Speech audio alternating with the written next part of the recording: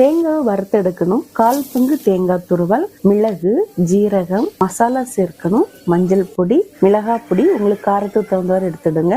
மல்லிப்பொடி சேர்த்து மசாலா கொஞ்சம் கலர் மாதிரி வர வரைக்கும் வறுத்துட்டு கடைசியில கொஞ்சம் கருவேப்பிலை சேர்த்து ஒரு புரட்டிட்டு சூடு நல்லா ஆறின பிறகு நைஸா அரைச்சி எடுக்கணும். நான் இந்த குழம்பு தேங்காய் எண்ணெயில தான் பண்றேன். எண்ணெய் சூடான உடனே கடுகும் வெந்தயம் பொரிஞ்ச பிறகு சின்ன வெங்காயம் பூண்டை சேர்த்து எண்ணெயில நல்லா வதக்கி விடணும். வெங்காயம் பூண்டை நல்லா வதங்கின பிறகு சுண்டைக்காவை சேர்த்து நல்லா வதக்கி விடணும். அது கூட முருங்கைக்காய், தக்காளி, கருவேப்பிலை சேர்த்து லைட்டா வதக்கி விட்டுட்டு மூடி போட்டு ஒரு 5 நிமிஷம் மீடியமான தீயில காய வேக விடணும். ஓரளவுக்கு காயெல்லாம் வெந்த பிறகு புளி தண்ணி ஊற்றி மூடி போட்டு ஒரு 10 நிமிஷம் குழம்பு கொதிக்க விடணும். இப்ப குழம்புக்கு அரைச்சிருக்கிற அரைப்பு, தேவையான அளவு தண்ணி, உப்பு, அது கூட 2 துண்டு மாங்காவும் சேர்த்து குழம்பு கொதிக்க விடணும். வெறுமனே சுண்டைக்காய் மட்டும் போட்டு குழம்பு வைக்க கூட 2 காய் முருங்கை